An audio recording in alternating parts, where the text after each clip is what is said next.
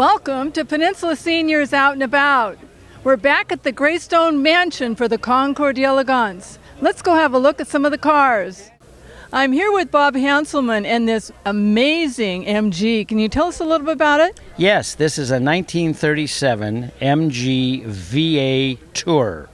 This was one of 3 series built by MG prior to the war to compete against Jaguar.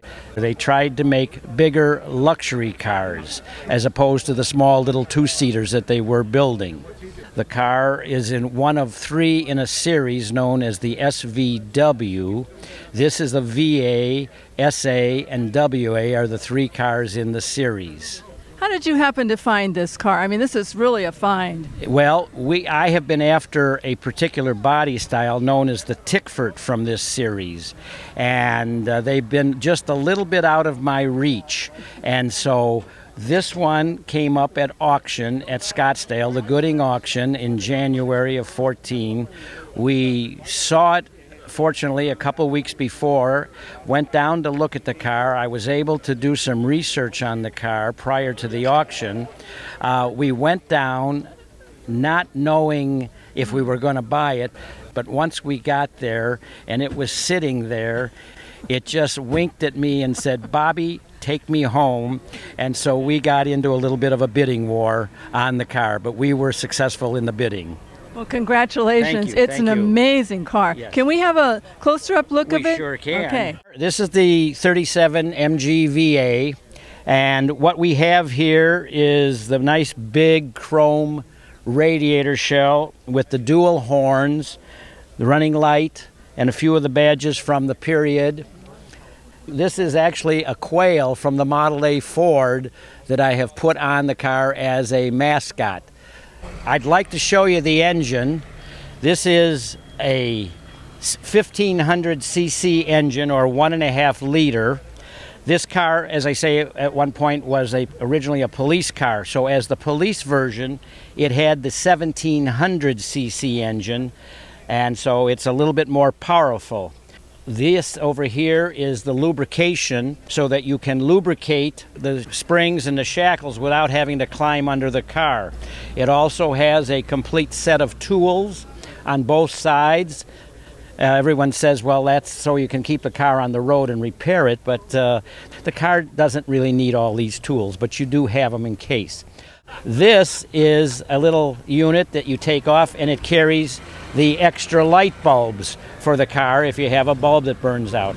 And if the battery is bad, we have here the crank that we can actually take out and physically crank the car. So this is part of the engine compartment. This is the tax registration of the car. Every car over there had to pay each year, like we do here, a fee for their tax certificate. And that's what this is an original tax certificate from 1937. This is, again, the badge of the Lincolnshire Constable because of the police car. The dash in this car is very unusual, and it's more deco art, as people tell us, with the gold and the gold trim. And what we have here is we've got our fuel gauge and we've got our temperature gauge. We've got the speedometer, we've got the tachometer, and the temperature gauge and charging amp meter gauge.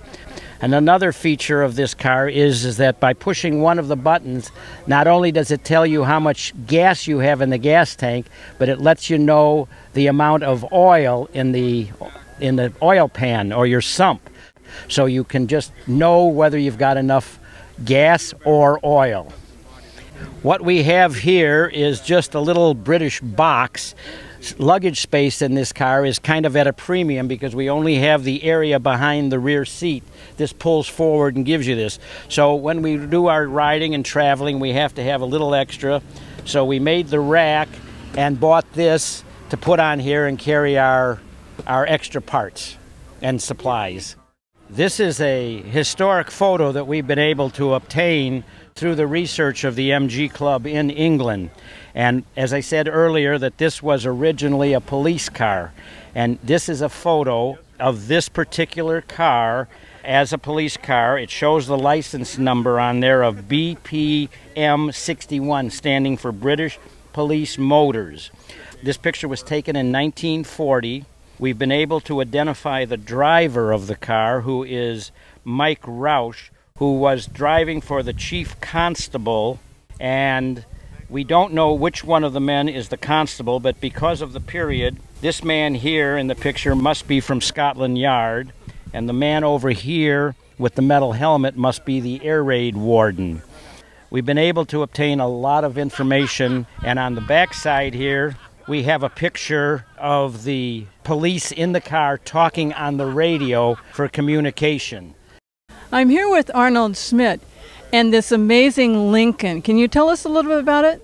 It's a 1925 Lincoln Beetleback Roadster, one of 6 built, custom body with a Brun body.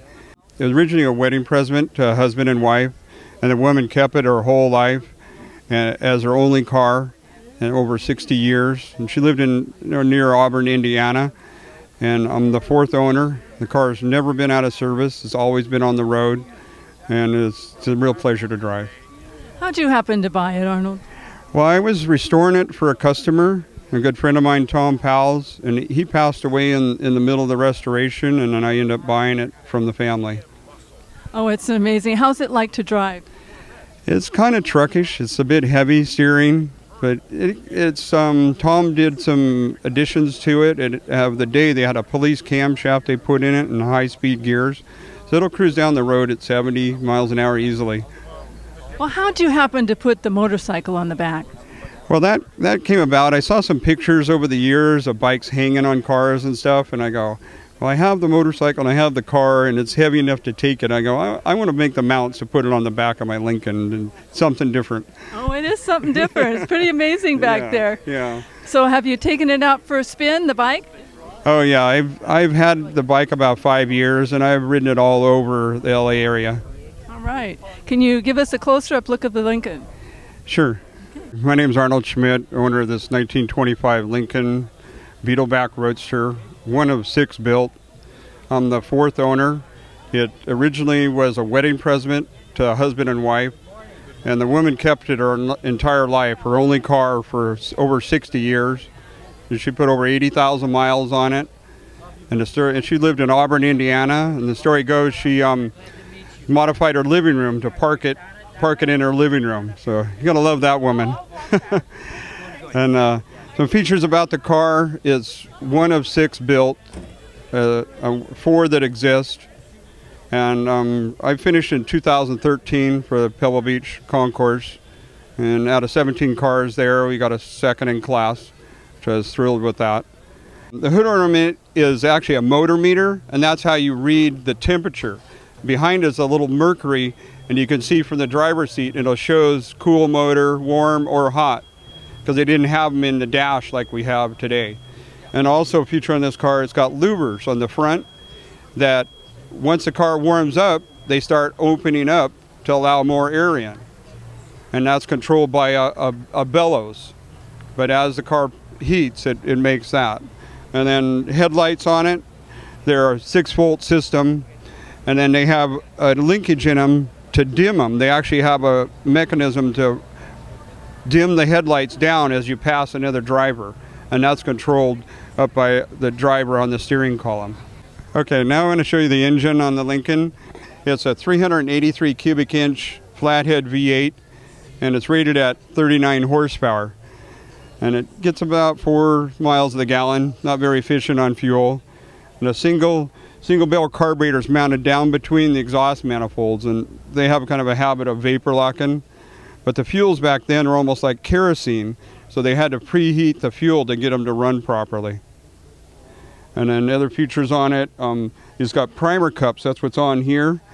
In cold weather, you'd fill that with gas, and then put gas in each one, and then you could start it. And then on this car, I'm running original new old stock spark plugs. And then here's a vacuum tank that draws a vacuum that sucks the fuel from the gas tank up to this tank on about a gallon, then it gravity feeds down into the carburetor. And on here, up here, people think it's like a turbocharger. It's actually a dust separator. as it's running, it spins and spins out the dirt, and then it draws it down into the carburetor. Another unique feature to this Lincoln is controls on it. It's there's spark control, advance and retard manually, and then the horn, and then this is a hand throttle. And then another unique to this car, they actually call it a fat man wheel, where the wheel tips away so you can have easy access to enter the car. Another feature to this Lincoln, it's got a toolkit in the door, which a lot of cars of that day had. And these are actually the tools that were in the car when I started the restoration. See the old hammer and everything, and seeing the abuse of roadside repairs. The dash is fairly simple. There's a hand choke, the dash lights, lights for turning on for headlights, tail lights, ignition, and then amp meter, oil gauge, speedometer, clock. Another unique feature is called a cigar lighter. It coils out of there so you can light your cigar. So another unique feature. And then here too is, like I was talking about the headlights, the reflector moves, all this linkage to move the reflectors to drop the headlights so they'll dim going passing another car. Okay, another unique feature of the Lincoln is to dim the headlights for a manual control all the way there, and it dims the headlights to pass an oncoming car. It didn't do it electrically like modern cars. It moves the reflectors. I don't know if you can see it. This is how the Lincoln is when we started it, and a good friend of mine, Tom Powell's, owned it at the time, and I was actually trading him, restoring this Lincoln for another Lincoln. And then here's a picture of him in the car, and he is a longtime Lincoln owner. He actually helped the woman that originally owned this maintain it. He would send her spark plugs and points and condenser. We did a full body off restoration done by Mike Hogan at California Collectibles, and then I finished the restoration after I purchased it from Tom Powell's. I'm the fourth owner. A little bit of story of the history of it. When they came up for sale, a good friend of Jim Riffenberg, another Lincoln owner, bought it, brought it back to California. And the third owner was Tony Heinsbergen, another famous designer or architect. When he died of cancer, he gave it to Tom Powell's, and then Tom Powell's died of cancer. Unique to this is I made a mount to put my 1923 Ace motorcycle on the back of my Lincoln.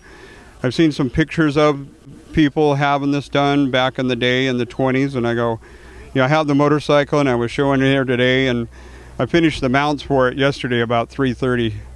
So my wife was saying, well, is that really important? I go, it is to me. I go, I want to be able to show it like that. So, and a very rare motorcycle, the 1300cc 1923 Ace. They actually set a world record in 1924 is 127 miles an hour. So a very fast bike for the day. And then they sold out and became the Indian 4 in the late 20s. They're built by the Henderson brothers. The motorcycle itself, I got it in boxes, and I spent 3 days putting it together. I could hardly sleep, and then I waited another couple days for tires. But the first or second kick, it started right up after 25 years. So I've been riding and enjoying it ever since. I'm here with David Gooding in this Rolls-Royce. Can you tell us a little about it? Sure. It's a 1914 Rolls-Royce Silver Ghost. It was called a Silver Ghost because they were ghostly quiet. It was one of the first cars of its era to be super quiet. Many of the cars from this era, when they came out in 1907, 1908, made a lot of noise. They would rattle and bark and spit. But Rolls-Royce was a very, very quiet, smooth, and quite reliable car. How'd you happen to acquire this car? Well, it was advertised in Sports Car Market, and my wife and I were looking at an ad one day, and I said, I'm sure we would have a client for this car. It's such a wonderful car. And she said, well, why don't we buy it? And the thought had not occurred to me, so we scraped together everything we could have and everything we had at the time, and we bought the car. It's really become a family heirloom. My wife, my two daughters, and I love to drive this car on weekends. We've done a lot of rallies in it. In fact, a couple years ago, we did a European rally with other Silver Ghosts. We did 2,100 miles through all throughout Austria, Slovenia, Croatia, and Italy, through the Dolomites and the Alps, and we did 2,100 miles in 16 days. What a wonderful memory. And 16 days? 16 days, 2,100 miles. It was quite a journey. We did it with other Rolls-Royce Silver Ghosts, and wonderful experience. Can you give us a closer-up look of the car, about some of the features? Sure, yeah, I'll be happy to show you the engine. It's a 1914 Rolls-Royce. It's got a 7.1-liter engine. It's a 6-cylinder, inline 6, and basically it's a absolutely original engine, and even still has the original pistons in it. We took it apart, just cleaned everything in the last couple of years, and put it back together. But people often ask, is it modified? Is there anything non-stock about it? We really believe in keeping it 100% stock because it just works so beautifully. It's beautifully designed, dead reliable, and a wonderful car. This is the very advanced and complex carburetor which Henry Royce designed, and many people tried to copy the designs after that.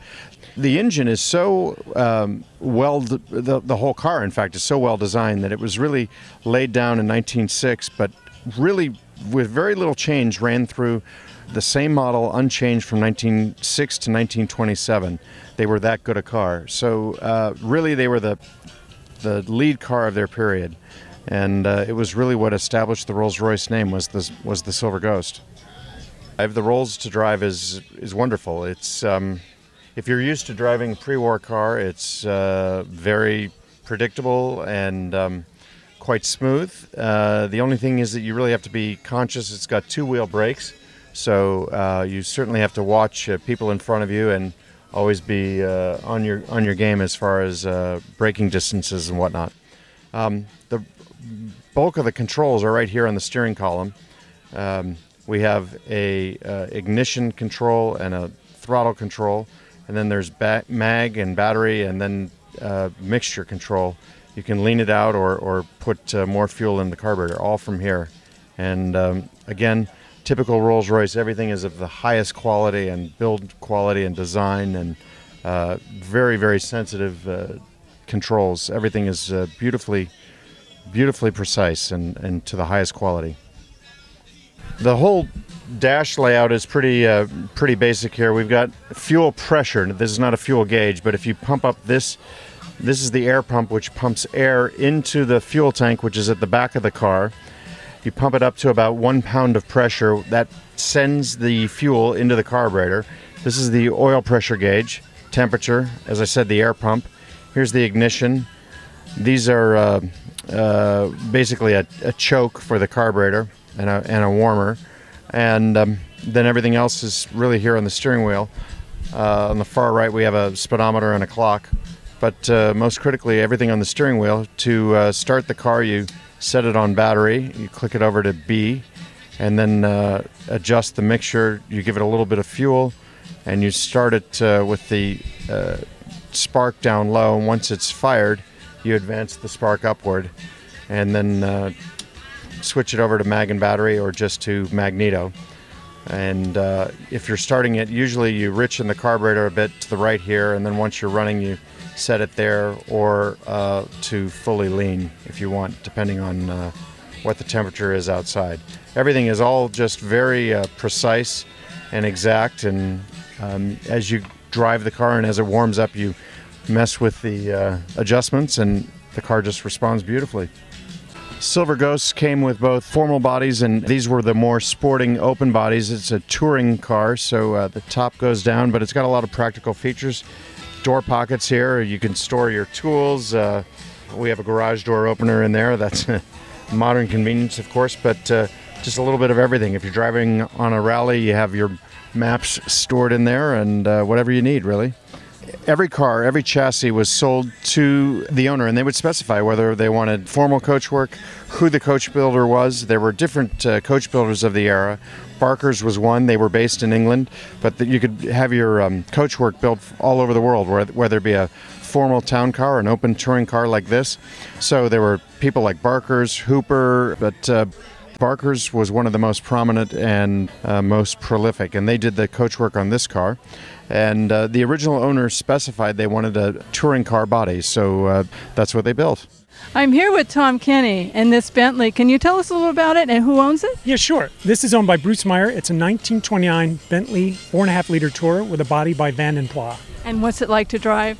It is an amazing car to drive. It is like the finest tractor you've ever been in, which I mean in a very good way. How how did he happen to buy this car? Bruce had been looking for one of these cars, and he got a tip from a good friend that the gentleman whom he bought it from had owned it since 1960. Wow. And had been a founder of a sports car club in Great Britain, and had kept it running all these years. Just a very passionate Bentley owner. So it being owned by this gentleman and his family for so long, it was an honest car and kind of a well-loved car.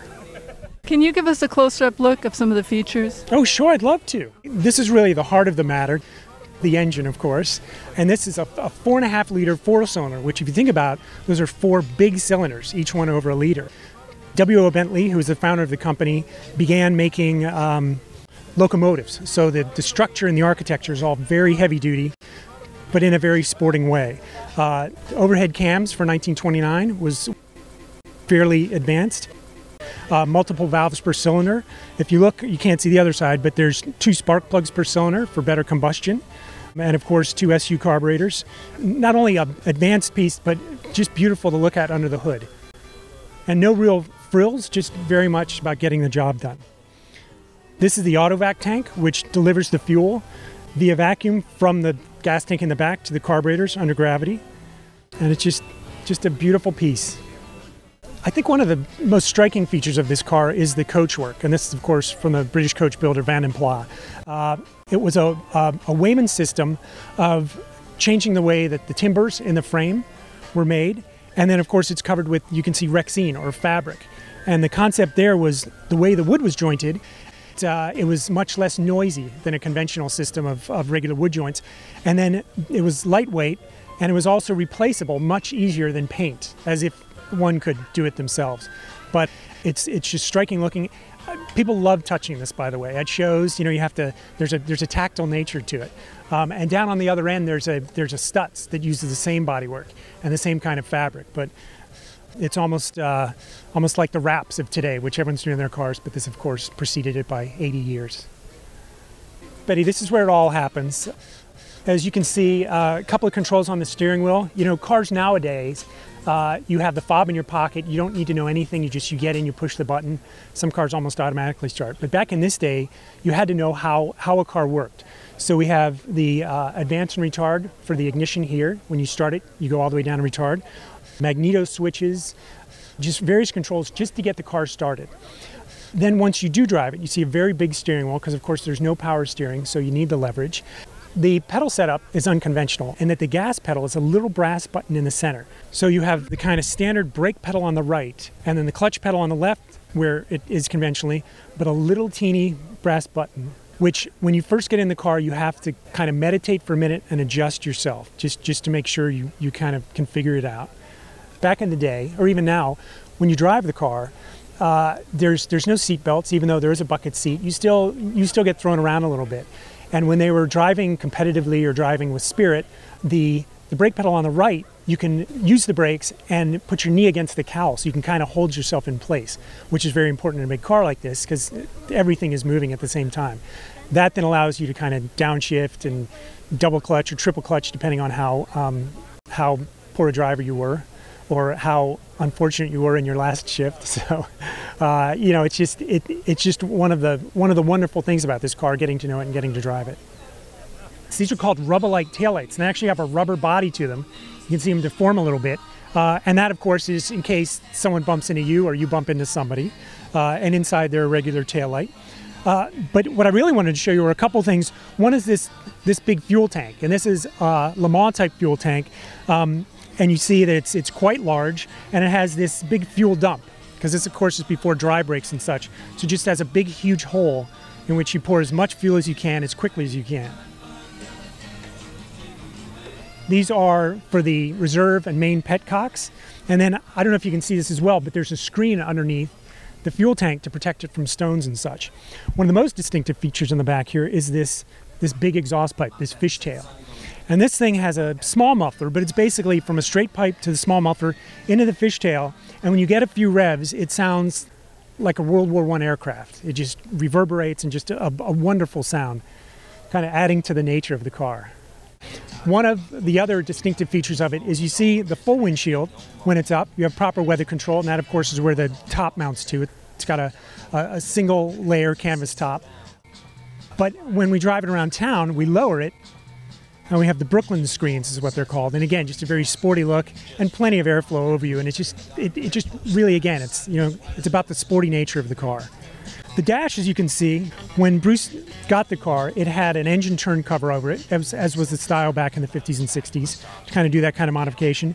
But then we pulled it off and we saw the original wood, somewhat modeled by the adhesive that was on the cover, but we decided to leave it as is because it's just such a great finish, and it tells the story of the history of the car in a way, just what it's been through.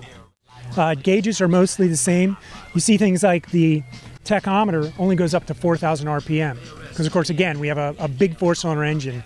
Once it gets past 4,000, it'll probably do that once, as we joke. So, light switch clock that you wind up like a watch. Again, something I love, and just a lot of good bits and a lot of good stuff to look at while you drive. Well, we've spoken about what makes this car go, and now I'll just mention a couple things about what makes it almost stop. So you can see big fin drums, but if you look at the top, there are no hoses going in it. These are mechanical brakes. Mechanical drum brakes at all four corners. These have a vacuum servo that's been fitted to kind of help with the force, but it's an entirely different dynamic from a modern hydraulic system or even a hydraulic system from its era. But it works amazingly well. You just have to think ahead a little bit more and plan ahead because it does sometimes take a little while to stop. So this, of course, is the first thing you see coming at you. The standard and beautiful Bentley grille with the beautiful wing logo, very recognizable logo. Very similar to the gas cap we talked about. This is the radiator filler, which is the same type. Kind of quick in, quick out, fill it up. A variety of headlights, running lights. These are, of course, the Lucas that came on the car from new. Some running lights below. And then you can also see the big shock absorbers. These are Andre, what are called silent block. They have kind of oil-soaked wood in between the levers, but they keep the car unbelievably under control. You know, it's a friction device, but just does such a great job. And of course, it being a sporting car, there are 4 of them, where many cars of the era worked with just 2. As you can probably tell, this is one of my favorite cars, and certainly one of my favorite cars in Bruce's collection. This was a car that was restored a few years ago. Bruce has owned it, I think, for 5 years. And it's a car that was kind of restored and built as a touring car, as a driver. He and his wife, Raylene, have driven it on several Bentley tours. They've driven it in Europe, and next week is actually going on a transporter to go to upstate New York for the next Bentley tour. So just a great driving car, beautiful piece of history, and we're so happy and honored to be here today at the Greystone Concours. I'm here with Randy from the Mullen Automotive Museum. Can you talk about the car that you brought today from your museum? What we have here is a 1951 Delahaye Type 235. It's a one-off, a body by Jacques Sauchik, who was the sort of mad Russian designer of record of beautiful car bodies in Paris from really before World War II until the mid-1930s. This is a one-off. This was his 1951 Paris Auto Show car. It's made of a interesting metal alloy. The body is called Duralinox, which is a blend of aluminum, magnesium, and copper, and it makes for a pretty beautiful automobile. How did Mullen happen to find this car and add it to his collection? I don't know the story behind this one. I do know the story before Peter found it. As it did not sell from the auto show in 1951. Sauchik took it on a show tour. It appeared in the Concours of Paris in 1952. Then in 1954, it appeared in the Concours at Geneva, Switzerland, where it did well. At that point, it sold to a man who enjoyed it, put almost 50,000 miles on it, and in 1964, he ended up in Bordeaux, where it appeared in the Concours d'Elegance de Bordeaux, where it took Best in Show. Then he put it away. He had a museum, he showed it as part of his collection, and it really stayed hidden until about 2007. And that's pretty much where I think Peter found it, was from that collection. Can you give us a closer-up look? Sure, happy to. This car body is actually a collaboration between 2 great French designers. Delahaye had its own designer, a man called Philippe Charbonneau, and he did the very distinctive front end. This chrome mouth is very characteristic of Delahaye's in the 1950s. The headlights with the fog lamps below it. The whole Delahaye grille has been standard. It's been his logo since 1904 when they produced their first cars. But from the grille and the front clip backwards, it's all Sauchik. Jacques Sauchik was the founder of the design firm. His son Pierre took over, began designing cars for his father in the 1930s, late 1930s. At the Mullen Museum, we have a number of cars that are Sauchik bodies, but designed by Pierre. One of the wonderful features of some of these Delahayes is this incredible sea of louvers that you see on the front deck lid. It broke up the surface and made it visually interesting, but more than that, it also helped extract heat from the engine. This is Delahaye's engine, basically of the pre-war era, 1934, 35, 36, up through the end of Delahaye's life. This car is based on the MS-135 chassis, so the engine is a 3.5-liter inline 6-cylinder. It developed about 150 horsepower at 5,000 RPMs. But it had a lot of work to do. This is a very heavy car. Delahaye always believed in building robust chassis, so the chassis alone weighed more than 2,000 pounds. The body on top of that, another 800, 900 pounds. You had close to a 3,000-pound car. With the long wheelbase, it gave it a very comfortable ride. Jacques Sauchik was a big fan of the invisible door, the concealed door handle, and one of the things he loved to do was to use this door handle that just disappeared into the side of the car. Push the front of it, the handle comes out, pull it open, the door opens. This is another characteristic Jacques Sauchik design.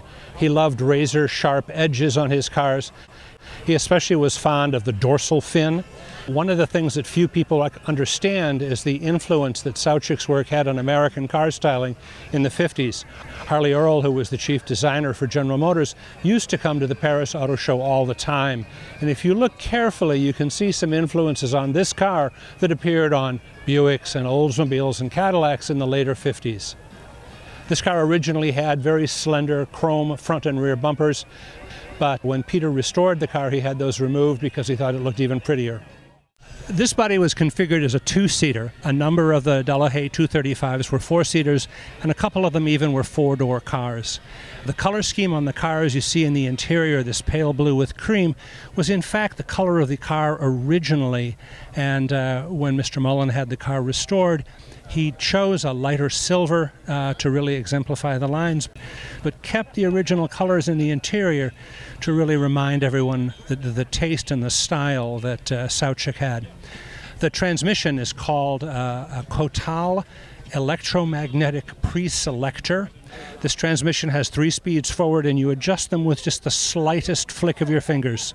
The transmission gear shift is a Total electromagnetic shift, and you actually shift by adjusting this little ball on this shift quadrant. It's actually nicknamed the cherry on the cocktail stick. And you basically use the little swizzle stick on the end here to shift from first to second to third. Jacques Sauchik made this a real true roadster. A number of cars that you've seen at the show today are convertibles. They have a top that folds down and disappears under a cover back here. But this one actually completely lifts off. You pop these buttons, take the top off, pull the bows out, and it all stows in the trunk as a roadster rather than a convertible.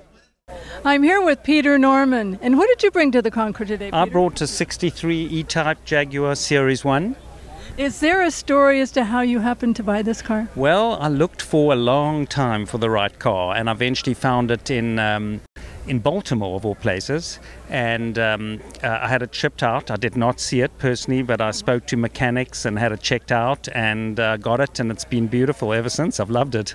What's it like to drive? Oh, it's a car that you have to drive. This is it's totally original. It has the original gearbox, which is called a Moss gearbox, and it's hard to put it into first gear, and it has no synchro, so you really have to drive it, but you get used to it, and it's a lot of fun. I love driving it. We go out on Sundays, every Sunday morning, and it's great fun.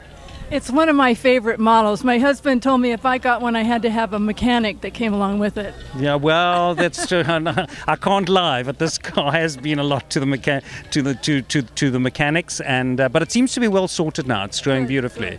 Love the color. Thank you. Yeah, thank you. Do we have a closer up look? Sure. Come along. So this E-Type or XKE is the Series 1. It has the covered headlights, and that's a little bit more desirable than the ones without the uncovered headlights. And they went all the way up to, I believe, 67.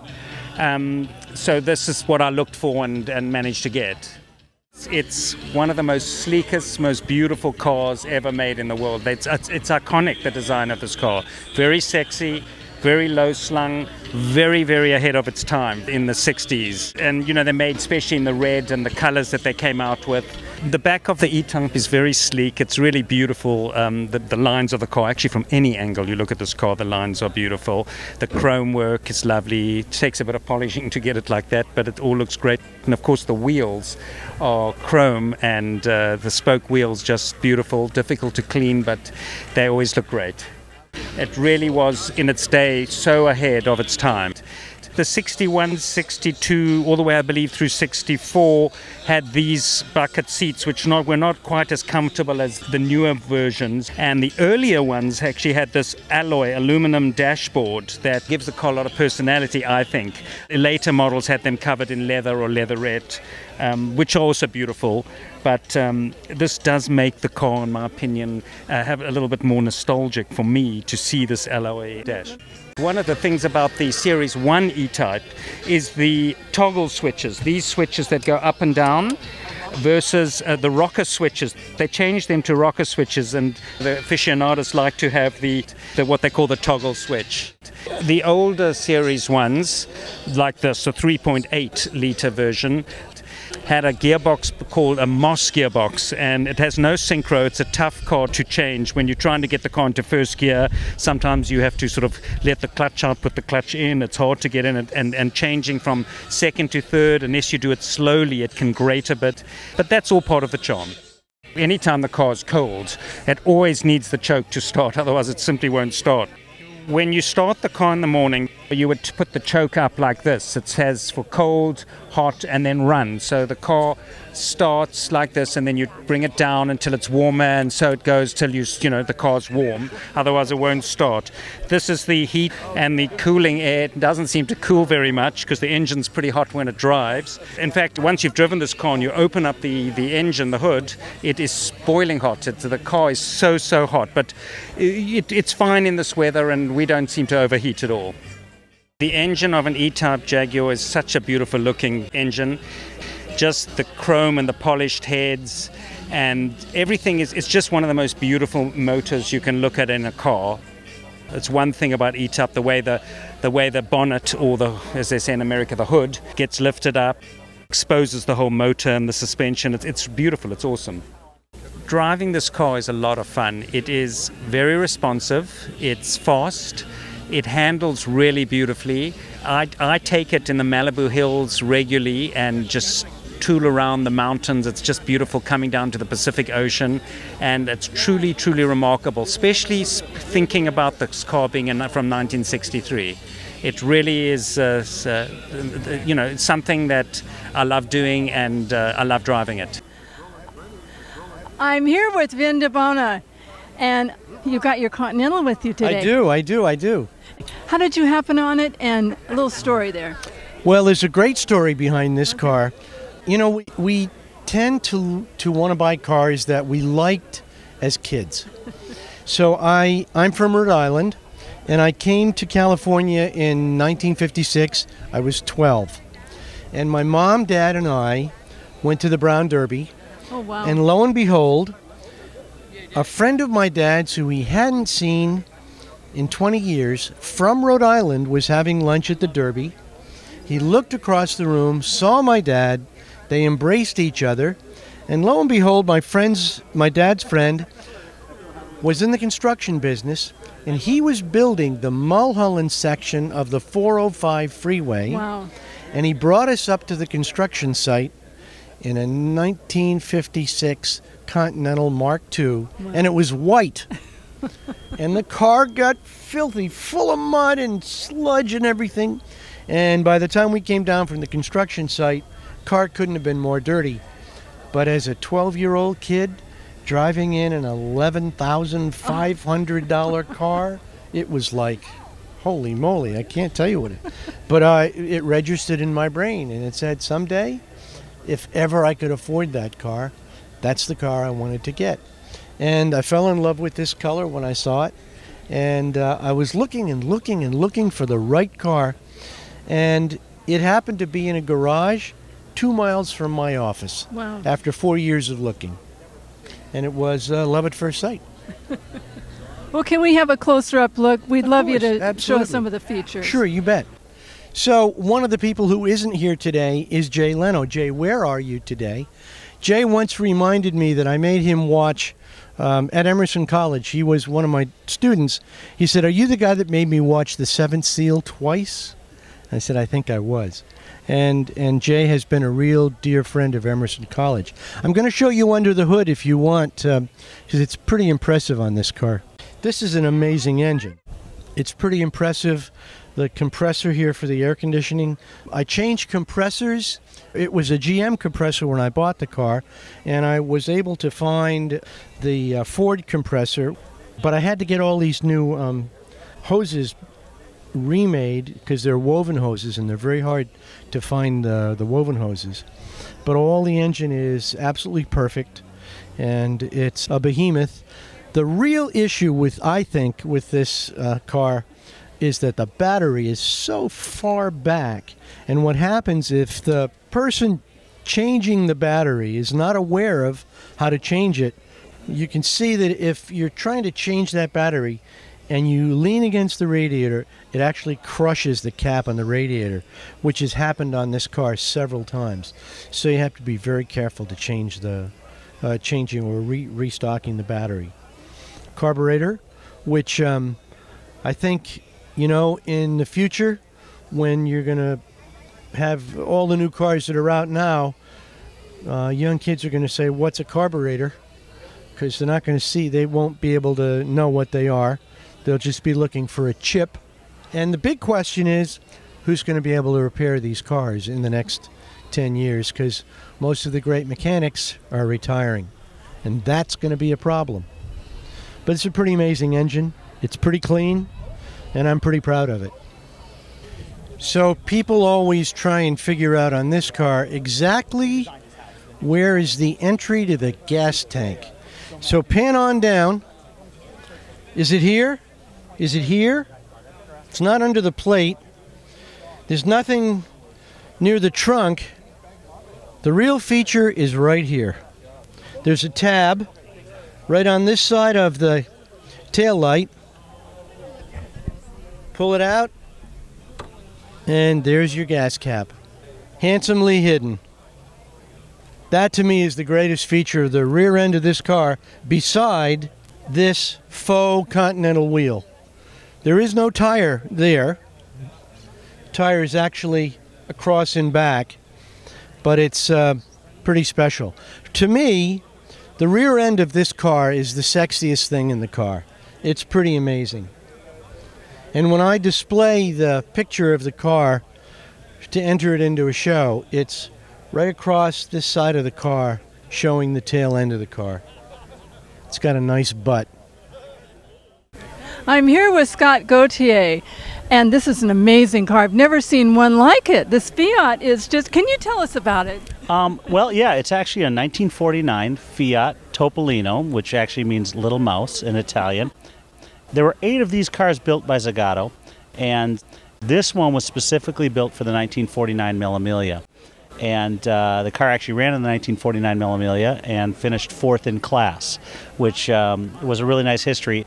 Typically, the Fiat 500s were a small displacement 500 liter. They pumped this one up to 750 and took it from a 12 horsepower motor to 17.5 horsepower and ran it for 1,000 miles through Italy, and obviously finished 4th, which was pretty impressive in the day.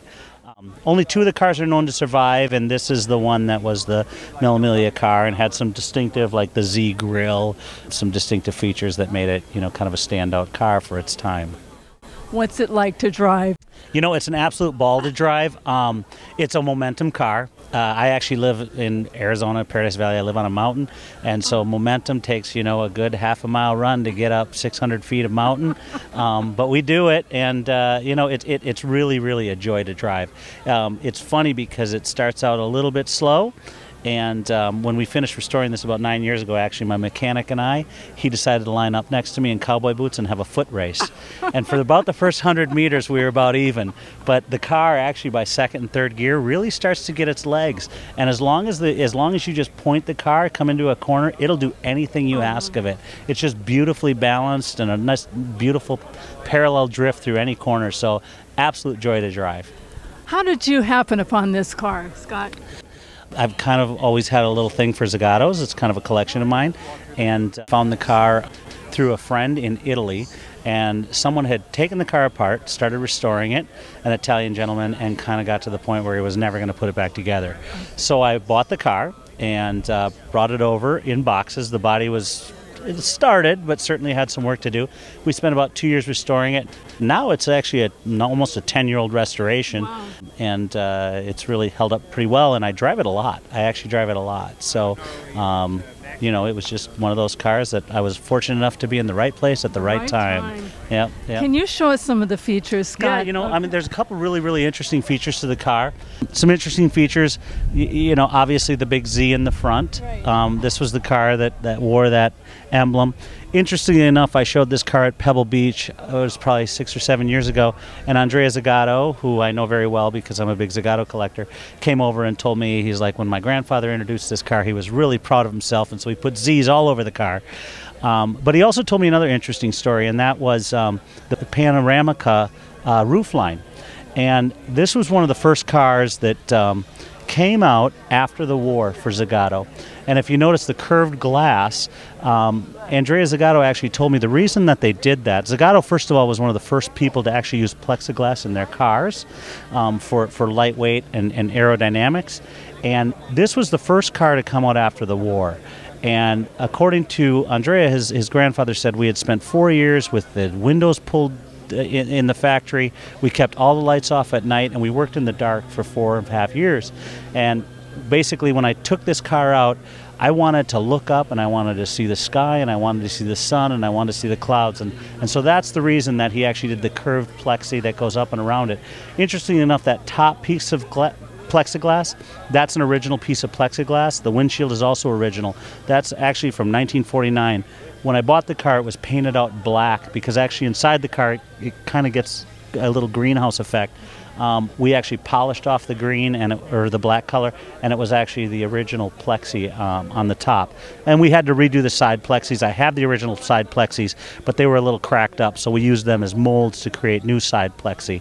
But, you know, very, very important aerodynamic car, super lightweight, and all aluminum, all handmade, and a lot of really interesting aerodynamic features. I'd like to show you the door handles. You know, for 1949, keep in mind, nobody was paying that much attention to aerodynamics, but everything, like all the trim work, is very, very sleek. It's all handmade aluminum. Everything was made to make things wind sweeping. You know, even things like this, that was to keep air out of the car as you were racing. The things like the door handles, which are concealed along the body line, it's actually a push button that lifts out. That's actually featured right now on the brand new Aston Martins, but that was invented by Zagato in this car. And so just a lot of really interesting features on the car. Like I said, very, very nimble, lightweight, really, really well balanced, and super aerodynamic. You know, interesting features like the black back window. Again, it's the Panoramica, it's the curved plexi.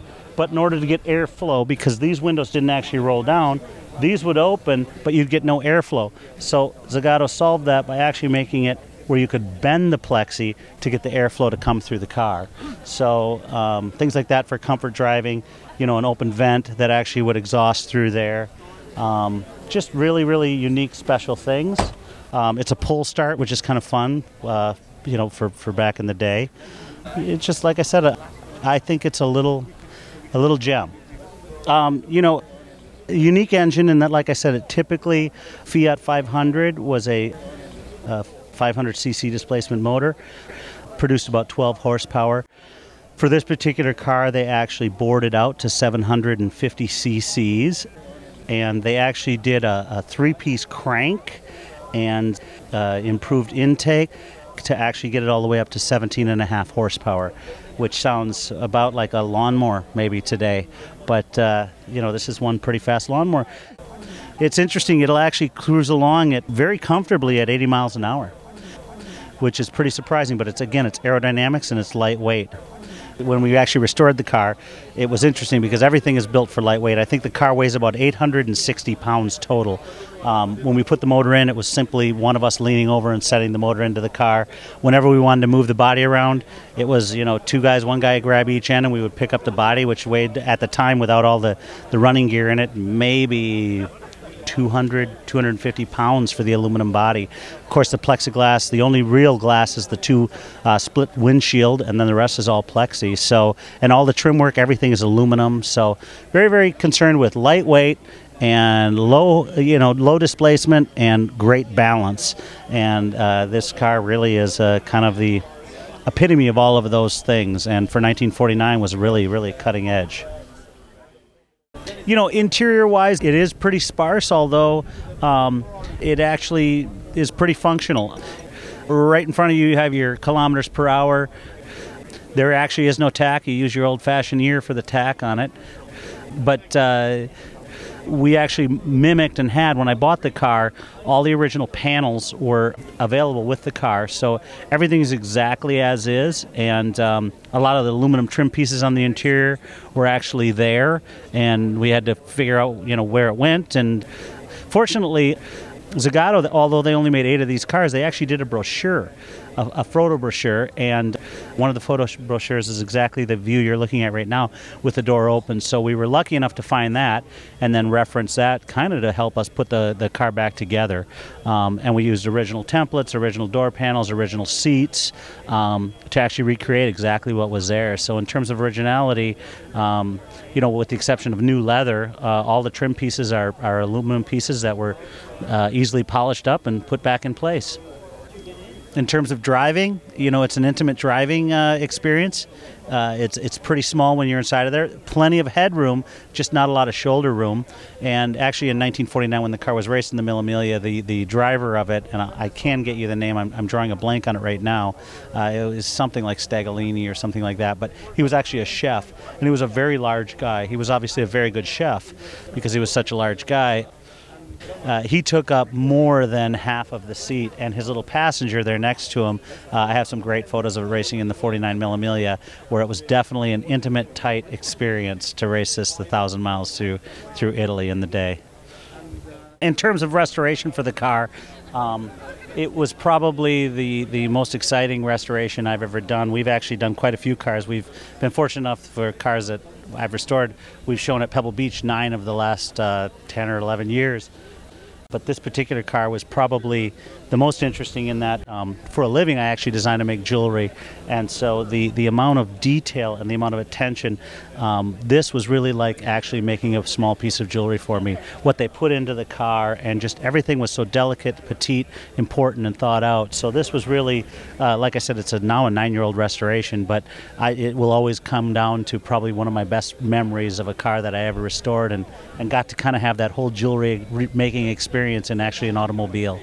So it was a pleasure. It was a pleasure to save it and be part of it. I'm here with Leslie Kindle from the Peterson Museum. And what did you bring today? We brought a 1955 Porsche Continental Cabriolet, one of the rarest Porsches of the era. Oh, you come up with some amazing cars from the museum there. It's good to see you again. Well, it's good to see you. It's always fun. Yes, it's always fun for us to do this. Yes.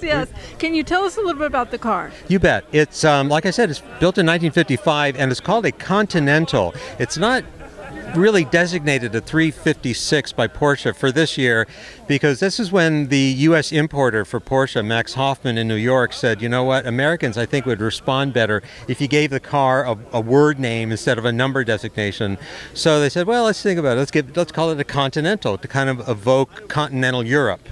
and they badged only about 228, 230 or so with the Continental badging before Ford said, I'm sorry, Porsche, you can't use the name because we own it and we're going to be bringing back the name pretty soon. So Porsche said, all right. Then they called a few of them European. They actually had European script on the side. Then they said, oh, forget it. Let's just go back to 356. How did the museum happen on this car? We were very lucky. People are so generous to us. A fellow by the name of Sandy Sigaloff gave it to us almost 20 years ago, oh, wow. along with a small collection of other vehicles, and we've treasured it ever since. Can we have a quick walk around? I'd be delighted. Okay. Well, this is the thing right here that makes that car a little bit different from any other. It's called a Continental. It's a 356, but they badge it Continental for America. You move back a little bit, and this is a cabriolet. It's a true cabriolet. It's got a very thick padded top, pretty traditionally German, because when you put it down, it stacks impossibly high in the back. You need to really lift up your head and look around. Other interesting things about this are, again, something for the American market, and that's these white wall tires. And a lot of people don't think that Porsche really was associated with white walls, but back in the mid-50s, if your car didn't have white walls, it just wasn't up to its best. And not only does it have white walls, but it has these unidirectional trim rings that actually capture the air and direct it to the brakes. Very, very rare today, very difficult to find. And by the way, these colors are correct and original for the era, this kind of a dove gray with a dark blue top and a dark blue interior. Well, the inside, unlike a lot of European sports cars from the 50s, a Porsche is very, very plush. It's got nice carpeting on the sides. There's a floor mat on the for the driver and the passenger, but that's for those wet winters in Europe. Things got a little bit nastier than they sometimes do in America. But you notice everything it's leather, it's overstuffed seats, and the dashboard is a full complement of gauges, including a radio that's actually a signal-seeking radio, one of the very earliest. The material and the knobs, those are all plastic. It's just kind of a primitive form of plastic, an evolution of Bakelite, if you will. The ivory is correct and original. And the steering wheel is what they call a Zodiac steering wheel because it has all the signs of the Zodiac around it. Kind of interesting, it's something that people look a long time for because it was a genuine and correct Porsche accessory for the year.